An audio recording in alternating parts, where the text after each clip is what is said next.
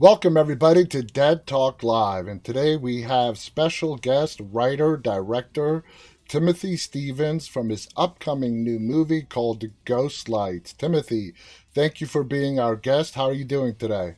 I'm doing great. Yeah, thanks for having me on. I'm excited. I'm excited too. Like I told you just we went live. I really enjoyed this film, and I look forward to talking about it. For everybody out there, The Ghost Light is going to be available on digital August 26th. It is coming to the Terror Films channel on September 2nd, and then coming to the Kings of Horror on September 9th. So those are the dates and places where you guys can check out The Ghost Lights. So let's get started on this. The Ghost Lights is sort of based on this Texas urban legend of the Marfa Lights. Correct. Well, and it's more than an urban legend. It's a real thing. I Okay. guess the legends are around what it could possibly be, but it's a if you went out to Marfa right now and hung out for a couple of days, you'd probably see them. So, All right. Well, to all the stories that have been told about these lights, how accurate did you want the film to be to the various stories that are out there?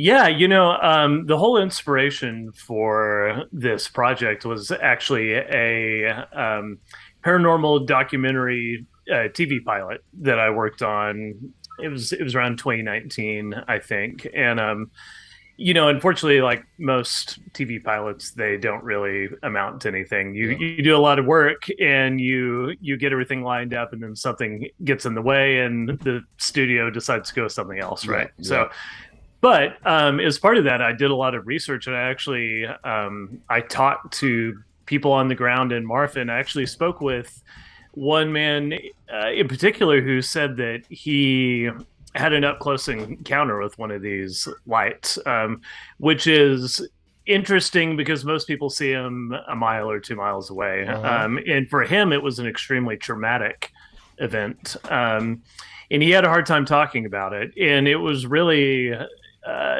he was going to be like one of the main people we interviewed for the show, but that hesitancy and that fear really, as a narrative filmmaker, inspired me to be like, well, what the hell could these things be? Like, if Hmm. they're scaring people, they're not just a interesting roadside attraction, then what could they be?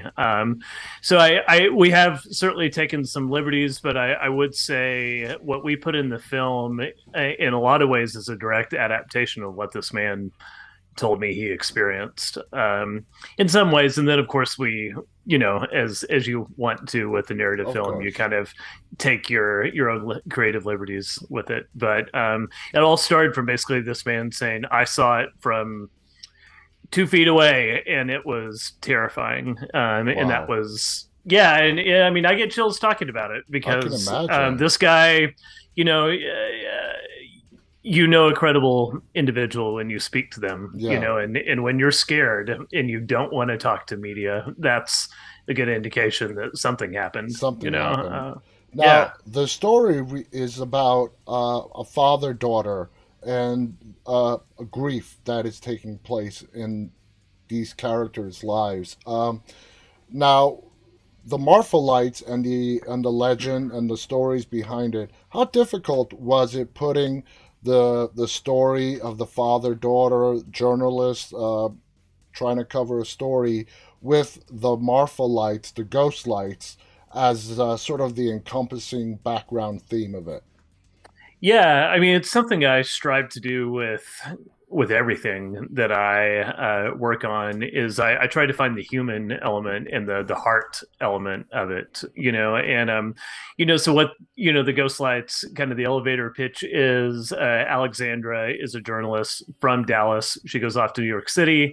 And she comes back home after the death of her father, who is also a journalist. And as she's looking through kind of his discarded things, she finds this mysterious cassette tape labeled "The Ghost Lights, October 15th, 1978." Mm-hmm. And she finds an old Walkman, puts it on, and it's this conversation with between her father interviewing this man who lives in the ghost town Terlingua, which is a really cool, real place. who had this experience with these lights, and it was traumatic. And she decides, kind of in an effort to sort of after death make amends with her father and kind of connect with the memory of him, she goes on a cross-state road trip listening to the tape, gathering this information and hopefully uncovering the truth. But as she does, these terrifying things start to happen, weird things start to happen. It Mm-hmm. gets very kind of X-Files Oh esque. yeah. Yeah, and but the heart of it really is the regret that we have from not connecting with our loved ones until often it's too late. Yes. And I mean, I think everyone has experienced that on some level, and I think 2020, like when we filmed this, that also spawned a lot of that, where people suddenly were like, I there's so many things I could have said and done differently, but that opportunity was taken away from me. Time is taken for um, granted. yeah, and and so she's trying the impossible, which is to amend that after the fact. Well, that leads me to my next question. I mean, it's up to the viewer's interpretation, but when you were writing this story, did you? I mean, what did you feel? Did you feel Alexandra was trying to make her father proud, or was it the journalist in her chasing a story? I think it's a combination of that. She has a lot of self doubt, and as all of us writers Mm-hmm. do, right? And yeah, so part of it is trying to basically make daddy proud, and because she feels like she's fallen so far short of his. Um, she feels like she's in his shadow in a lot of Yeah. ways. But then the other part of it is, and I think this is something that I always experience when I'm investigating a story, whether it's like a nonfiction sort of thing that's inspiring a fiction Mm-hmm. in this case, is that I get really obsessed with something, and there's a certain tipping point to where that obsession becomes magnetic, and I can't do anything but pursue it. Mm-hmm. It's taken me by the throat basically, and it's dragging me against my will sometimes. I totally get Um, it. and I think that's in a way that's what the ghost lights are doing to her. And you'll see it. It's an arc that both characters go on in the film. Is that it's really hooking them by the gut, and I Yeah. think that's even a line I wrote into the script, and it's dragging them as if they've been pulled into like the gravity of a planet, and now they're in the what is in Star Trek the beam, the tractor beam, Yeah. and now for better or for worse, they're sucked into it, and they're going to see it through to the end. And that's very prominent in several scenes, but we don't want to give any spoilers away. But one person asks another person, "Where are these lights seen?" And he warns him, I'm not going to tell you. You don't want to go chasing after these." And for me, that was like opening up temptation even more. Telling somebody you can't, it's not good, it's dangerous. That's just Right? going to pique the curiosity even more. Yeah. And it speaks into that magnetic gravity like you were just talking about. Now, this film was, it said it was shot over a 10-day period and shot in sequence. Why was it important for you to shoot this in chronological sequence? Well, a couple of things, probably primarily it was budgetary, as this film, for the most part, we did do a crowdfunding campaign for post-production and stuff, but, initially it was all out of my own pocket. Mm-hmm. And, as an indie filmmaker, what that means is that you've got to have this schedule. Schedule is what drives budget, right? So if you're on a short schedule, it's going to be cheaper, usually. But, the practically, I always like it when, and I think actors appreciate this too, because you think about Lord of the Rings, they shot that in such a crazy mixed up order, and Mm-hmm. it's just how the special effects and the availability of locations and people demanded. And not only that, I believe they shot all three films at the same At the time. same time, Yeah. so like Frodo went from being, rosy cheeked and naive, to scenes where he's like supposed to have been in Mordor for Yeah. a year or something. And And that's a good challenge. But I think actors appreciate when you give them a real time sequence and you can actually, experience, in this case, a road trip in real time, and you can kind of make your arc over the course of days. And Yeah, it's an interesting journey that I think actually doesn't happen that much because especially when you're on like larger shooting schedules, it really demands that you shoot out of order. So I liked giving Katriva Phillips, in this case the actress that plays Alex. Alex, the opportunity to kind of go on that journey Yeah, more or less in the order of the script, which it was kind of fun, but it also was really satisfying for us as filmmakers because once we hit the climax of the film, like we were done, yeah. and it felt kind of like we had all actually been on a journey, which we had. I mean, really, we started in Dallas and we ended 700 miles away in Ghost Town, Terlingua. So it Wow. was it was a literal kind of quest we all went on. And you're absolutely right with in regard to the actor aspect of it. They really do appreciate it, and it also keeps them focused on the story itself. If it's done, I mean, it can't always be done. Yeah. You know, sometimes it's necessary to shoot it out of order, but it's very important when it comes to keeping the actors engaged with the story as well. It comes through in their performances. You did a fantastic job stretching the dollar with the ghost lights. Was there any particular aspect of the film that you were very upset that you had to compromise on due to budgetary constraints? I mean, very upset. I mean, I wrote it how I wanted to make it, and I've written plenty of scripts that I did the budget on afterwards, and ultimately we just didn't do the film because it was just too expensive, Yeah. And I wrote this with budget in mind, but I think one thing that would have been really cool is maybe doing some reenactments for this. And I mean, we shot it.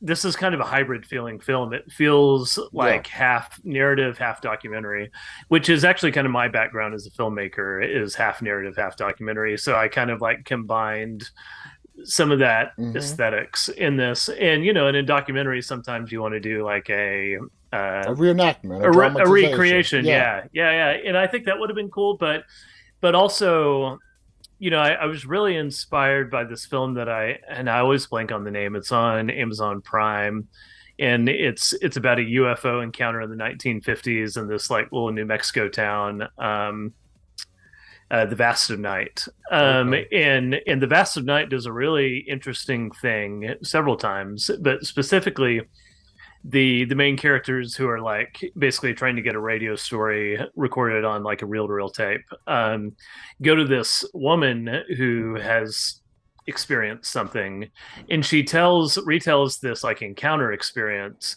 and they never cut away to the event, Hmm. and it's one shot. It's a long take. It's like 5 to 6 minutes long, and the camera just gets closer and closer and closer and closer to her. And when I saw it, once that was over, I realized what had happened is basically I had imagined everything that she said in my head Hmm. the same way I would if I were hearing someone tell a story around a campfire. And I was like, can I cuss on this? Oh, yeah. Yeah, I was like, holy shit. Like that's a fucking magic trick. Absolutely. And you you know know? what? I didn't even Um, think of it until you just, I mean, I'm a big fan of reenactments, yeah. dramatization of scenes. And as I was watching this film and the way the interview scenes were done, which were in black and white, I didn't feel a longing for, oh man, I wish I could see this because the way you shot it compensated. I guess that's the best word I can use. Yeah, I mean, I wanted to try that, but on a really large scale. I wanted to take what they did in the Vast of Night and see if we could do a lot of it. And because we are storytellers, and I think something really interesting happens when we engage a story, especially in a kind of very old school traditional like word of mouth format, is Yeah. that you start to form images. Yeah. It's kind of why films like the original The Haunting, made in It was like the late 60s, black and white. Yeah. You never see a ghost once in that No. film, but it's more terrifying because you start imagining Yeah. as the viewer what that might look like. And I think that's so much scarier. And it actually it's more interesting to me, to it almost makes the film interactive in a way, which is, because we give you something and you start giving back, and it becomes like an experience that is different for everyone that watches it. I've got a question because you did write and direct this film. Does that process of what you just talked about, does it happen when you're writing the script or when you're directing the actors? Probably a little bit of both, I Okay. imagine. I mean, ultimately, in Billy Blair, the actor that Mm-hmm. plays Mario, who's really delivering most of these kind of Mm-hmm. like storytelling scenes. A lot of people know him. He was in both Sin Cities. He's Mm-hmm. been in both Machete films. I think he like takes like a machine gun and guns down Robert De Niro in the first Machete. But anyway, um, I honestly I gave him a Herculean task to memorize all these stories, and honestly, like he couldn't. It was no one really could do this. A stage actor would have a challenge with this, and so what happened was is that we had a script, and then he would take a moment to kind of internalize that script, and then he gave us a story that largely hit the beats that we were going for, but it became like a performance at that Yeah. point, and in a bit of originality. I think if you were to compare the script to actually what made it to the screen, you'll see a lot of similarities because he is a very good actor. Mm-hmm. But there will be sections where he just kind of told it like it was an experience, and I think that was really cool. So a lot of that did come out in the I don't even want to say direction. I want to say like Great that casting. that was Billy. Like he's Yeah. he's the one that almost became a co-writer in Yeah. this in some Yeah. ways. That storytelling was phenomenal. Now, besides the past scenes being shown to us in black and white, and the delivery of the story, were there any other things that you brought us in those sequences where we're in the past, 1978, the stories being told to an interviewer, the monologues that are going on, the storytelling? What else did you do to add to the essence of those moments? Yeah. Well, it's really interesting. We shot this in 10 days. And the only thing we didn't shoot in order is we shot all of those flashbacks, Yeah. on the same day because that made sense. I wanted to bring Billy out to Terlingua and like film in like a real saloon out there because there are some real Wild West saloons out that way. But it made sense to do that locally. But um, you know, one, and I think this goes back to my documentary background, is that I didn't storyboard any of that. Mm-hmm. And I just like, we had two cameras and we set them up.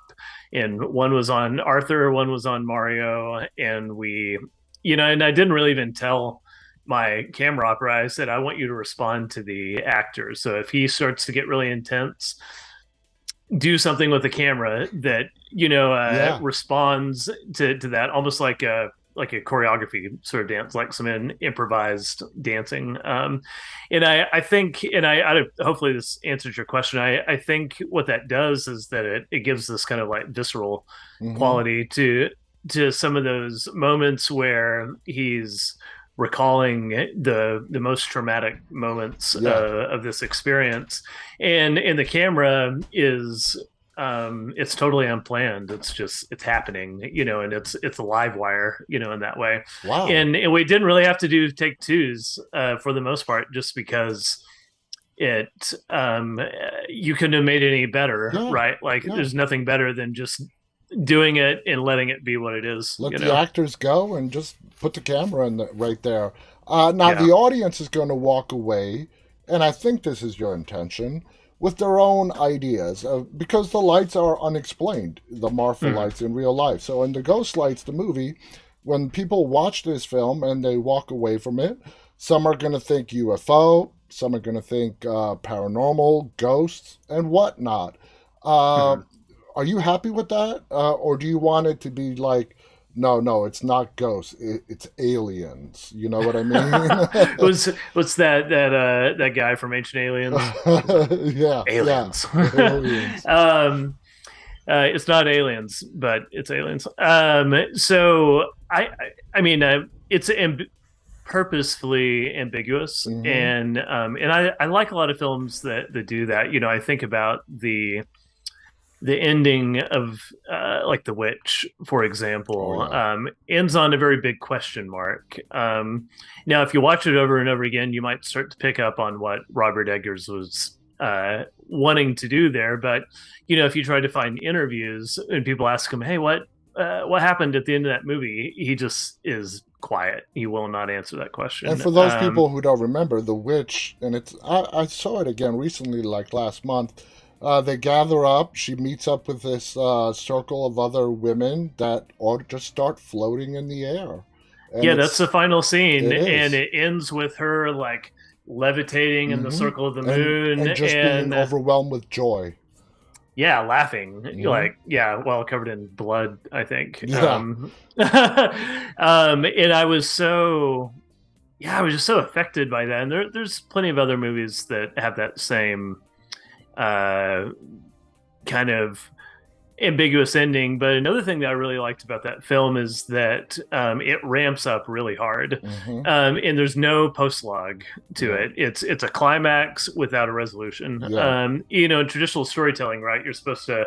We all remember from English class that building action, and it reaches the climax, and then we have you know like a in a movie 20 minutes of like kind of A coming down off of that, resolution type of thing. Yeah. yeah, wrapping things up. And you know, The Witch in what's the other movie, Hereditary, they Yes. get to the climax and it rolls to credits. Hmm.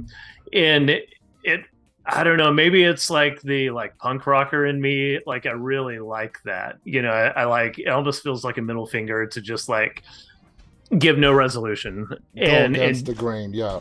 you know, and but it also does something interesting when you usurp the traditional flow and the expectation of a story. You're kind of left thinking about what just happened. And if you start thinking long enough, you'll start to kind of absorb some of these themes, you know, Yeah. that I think a good horror film can have, which you know, there's always a deeper level to every horror film. Even the goriest slasher films are Hmm. trying to tell you something, you know. Um, so yeah, that's kind of what I'm hoping to do. I know what I think happened in the Ghost Lights. I know what I know what really happened, but I also think that doesn't delegitimize any other Yeah, interpretation. You know, absolutely. Yeah, yeah. absolutely. And I have my opinions as well. Now, the ending, which we're not going to give away, did you want it to end and roll to credits on the shock that you left me in? Oh yeah, Did yep. not see that coming. Um, you didn't at all. Mm-mm, You were saying you didn't. That's awesome. Yeah, mm-mm. that was. You know, we did. There were some scenes we couldn't storyboard, but we storyboarded everything, and that shot is storyboarded. That's the last shot is storyboard. That's the last line of the script. That's the. And I won't give it away, but the last shot is on a tape deck. Yeah. And that's the way it was meant to go out. So Did you sort of go back and forth on whether you wanted to show the lights as opposed to showing the lights, maybe showing what the casting of the lights off Alex looks like? oh, sure, sure. Yeah. I did. Yeah, I certainly did. Yeah, and that was something that kind of in, you know, before I started writing, I was talking to John Francis McCullough, who is the co-producer on this film, but also plays Arthur. That Mm-hmm. was something we bounced around off each other of, you know, like how much should we show, how much shouldn't we show, and it's delayed as long as possible in the film, you Mm-hmm. know. But I ultimately we and you can see it in the trailer for a half second, you know, like it's there. Yeah. Although that's not the it's not the final scene. No. That's like No. that's another part. But excuse me. Yeah, so we definitely debated, and I think we just felt like, you know, you can only there's got to be some payoff, right? Yeah, Like in the end, we are fans of sci-fi and horror, and if you don't see some of the something. phenomena, Yeah, like you're kind of cheating yeah, the audience a little bit. yeah. Yeah. I totally get it, and I want to thank you so much, Timothy, for coming on here and sharing these stories. Guys, please check out the Ghost Lights. You will not be disappointed. Again, it is coming out on digital on August 26th. Does that mean it's being released on DVD as well? So what we're going to be doing is so August 26th is like Tubi, Amazon Prime, Google Play, Microsoft Movies, a few other places. On the second, it goes up on YouTube for a live Q&A and live stream, and that's going to live there on the Terror Films channel. And then again on the ninth on Kings of Horror, same thing. We'll do a live stream, then it'll live there. However, I'm in the process. In fact, I just mailed off the master today to start purchasing some DVDs and Blu-rays. Nice. And what those are going to have that you won't find anywhere else is that we did make a special features reel that I've ultimately decided we're just not going to put online. It's going to live Mm-hmm. on the and as horror fans, we love our physical media, Yeah, right? yeah. So we're going to kind of um, help our fans out by giving them something That's special through great. that. So I will probably delay that for a bit because I do want to give the initial push Yeah. the most life that it can. So I would look towards the end of the year. We'll Mm-hmm. probably start posting links on our website for buying physical as well. That's awesome. Guys, I cannot recommend this movie enough. It's called The Ghost Lights. Timothy here wrote it, directed it, even had a little small cameo in it as well. I did. In fact, I've got the Man in Black hat That's right. He right plays a here. There man it in is. black. You guys will definitely enjoy it. Again, a big thanks to our guest, Timothy Stevens. Timothy, do you have any final thoughts you want to share before we go? If you guys want to check our film studio out on social media, it's Spectrograph Films, Yep. and that's SPECTROGRAPH, and you'll probably see that in the description somewhere. Yep. We actually have three movies that are either almost completed, like The Ghost Lights. We have another film called Dead Hand that's an action comedy. Lots of stellar martial art in this film. In fact, the entire main cast are all martial artists who also happen to be actors. Wow. And this is gonna feel kind of like blood sport. Like it's gonna be like Yeah. high action, kind of Bruce Lee style martial arts. And then we actually also have a documentary that we're shooting right now, and will probably come out next year. That's called Dark Sanctuary, and it's about this incredible goth club here in Dallas that Marilyn Manson hung out, Trent Wow. Reznor, I'm a The huge Cure. Nine Inch Nails fan. Oh yeah, yeah. I mean, he just like popped in one day, Wow. based on the reputation. Like he had Yeah. heard like this is if you wear black, go here. So yeah, we're working on that, and that's going to be kind of a long term That's great. project. So That's you great. can get updates on all those things. Check us out. Spectrographfilms.com is a good hub for all of that. That's right. And on social media, just do a search for Spectrograph Films and you'll find it right there as well. Thank you to our guest, Timothy Stevens. Again, the movie is called Ghost Lights. On behalf, also want to thank our audience, those of you who are tuning in live and those of you who will be watching this later on. On behalf of Timothy and myself, stay safe and stay walking. Bye, everybody. Thanks.